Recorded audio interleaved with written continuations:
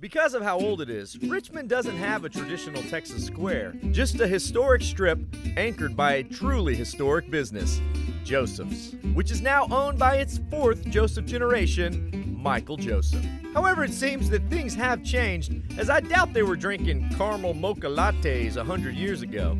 Michael, am I reading this right? 1903? That's correct. So how did Joseph's get started?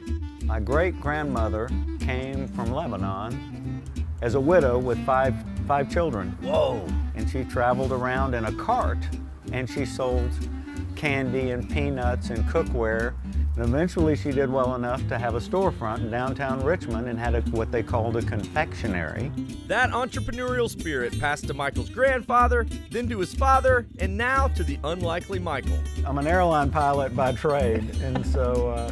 The family business called you back home, huh? That's correct. It's not so much what the business is. My father just wanted the family name to continue here. So whether you're selling coffee or furniture or clothing or whatever.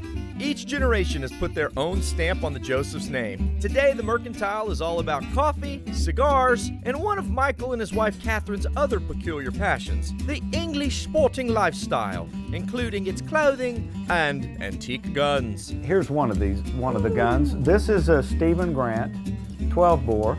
Okay. And it has Damascus steel barrels, which makes it prior to 1885. Wow, it's almost like the steel has its own fingerprint. That is correct, and all hand engraved.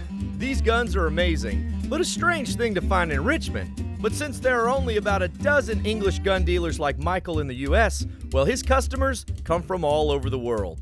Do you find that most of the people who collect these use them? Absolutely. Really? Absolutely. Everybody that I sell guns to, their primary focus is to take them in the field and use them. And with these guns running anywhere from $2,000 to over $100,000, well, your little weekend hunting hobby might have just gotten a whole lot more expensive. If you're a left-handed shooter, you have different requirements than a right-handed shooter. Interesting. Well, I got a challenge. I'm right-handed, but I'm left-eyed. So I have to shoot left-handed. Well, You got a gun for me? We would have to have a stock bent. I've been shooting the wrong guns. That's why I miss all those deer. It's the gun, and it's just not fitted to me. Next auction, I'll buy one of those with a crossover stock. I'll start saving up. Yeah, start Please. saving up. To see the full episode or to get info about how to visit this spot, trip on over to thedaytripper.com. Or here's some other videos you may like. Vaya con Dios, amigos.